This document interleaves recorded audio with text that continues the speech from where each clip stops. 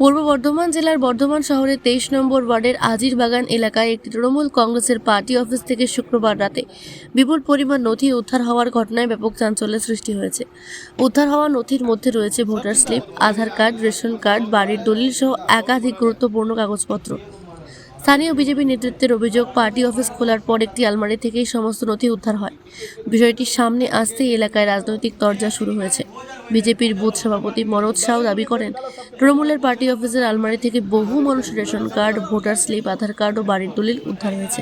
এইখানে আমাদের এটা হচ্ছে 164 নম্বর বুথ, 23 নম্বর ওয়ার্ড। এইখানে পুরনো আমাদের এইখানকার বাসিন্দা এই রাশন কার্ড ভোটের সময় যেটা ভোটের স্লিপ হয়, সেই বুথ স্লিপ গুলো পর্যন্ত আমাদেরকে আটকে রেখেছে যাতে ভোট না দিতে পারে মানুষ। এইসব জিনিস প্রত্যেকটা মানুষ কাছে এই দলিল জেরক্স নিয়েছে, টাকা নিয়েছে, সবাইকে যে ট্যাক্স করিয়ে দেবো ঘরে ঘরে, এইগুলো কোনো কাজই হয় না। টাকাও নিয়েছে আর এই দলিলগুলো জেরক্স নিয়েছে। তারপরে এইখানে যত বাড়ি হতো, প্রত্যেক বাড়ি থেকে 20,000, কারো কাছে 50,000, কারো কাছে 1 লাখ, এইভাবে আমাদের পাড়ার মধ্যে সামাসালের 3-4 হাজার করে টাকা। এটা হচ্ছে পুনম সাউ, কপিলদেব সাউ, ভরত সাউ, ভূমি সাউ, এরা সব এইভাবে এইগুলো আদায় করেছে টাকা। এটা কারা? এটা টিএমসি লোক। আর এই পার্টি অফিসটা কি তৃণমূলই ছিল? হ্যাঁ, এই পার্টি অফিসটা তৃণমূলের ছিল। তাহলে আজকেই খোলা হলো পার্টি অফিসটা? না, খোলা হয়েছিল কিন্তু বন্ধ ছিল। আমরা মানে থাকতাম না, চাবি একদিন খোলা হয়েছে, তারপর থেকে বন্ধ হয়েছিল। আজকে আবার খোলা হলো। যখন স্টাম্পটা খুঁজছিলাম, এই ক্লাবের নিউ উৎসব সংঘ ক্লাবের আমি স্টাম্প খুঁজতে এসেছি, এটা দেখছি আলমারি খুলে সব এইসব মাল নিয়ে নিলাম। আপনারা কি চাইছেন এখন? আমরা চাইছি যে এই মানুষগুলো তো এতদিনও বঞ্চিত ছিল ভোটের জন্য, কিংবা এই যে এই রাশনটা তো মানুষের জিনিস। এই জিনিসগুলো যদি আটকে দেয় তাহলে তো মানুষগুলো তো রাশন পেলো না। আর যতদিন ধরুন এই রাশন কার্ডটা, এতদিন ধরে এরা রাশন থেকে বঞ্চিত থাকলো।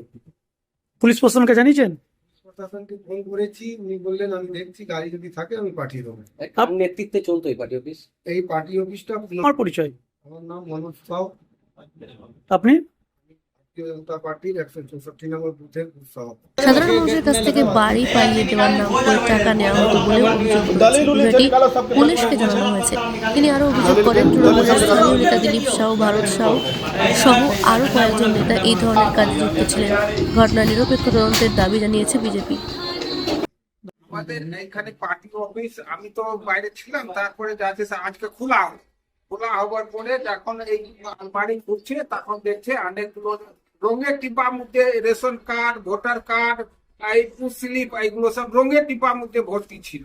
তখন যাচ্ছে বার করে অনেক কিছু জিনিস তো এখান থেকে পার করে নিয়েছে। 4 তারিখের পরে অনেক কিছু খালি করে দিচ্ছে ঘরটা, কিন্তু একটা রঙের ডিব্বার মধ্যে ছিল, সেটা যাচ্ছে ধরা পড়ে। আমাদের পাড়াতে যতগুলো অত্যাচার করেছে, এই এই যে 3-4 জনা মানুষ নাম লেলো, 3-4 জনা বিশেষ করে যতগুলো সাবমার্শাল করেছে, কারো কাছে 3,000, কারো কাছে 5,000, কারো কাছে 8,000 টাকা, 10,000 টাকা পর্যন্ত নিয়েছে। তারপরে যে বাড়ি করতো তাতে 20,000 টাকা তো মিনিমাম বান্ধাই ছিল। তারপরে ওর চেয়ে বেশি 50,000 টাকা, 1 লাখ টাকা করে দিত।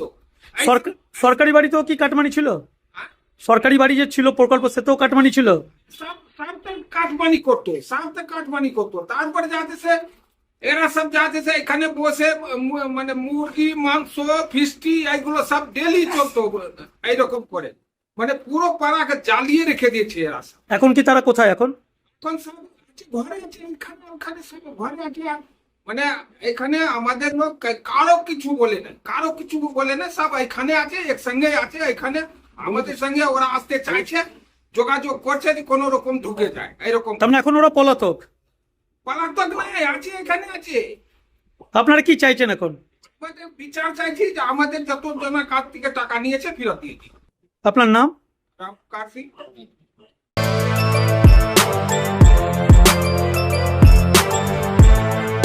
এখন অনেক বড় শ্রী লেদার্স, হাওড়া ময়দান।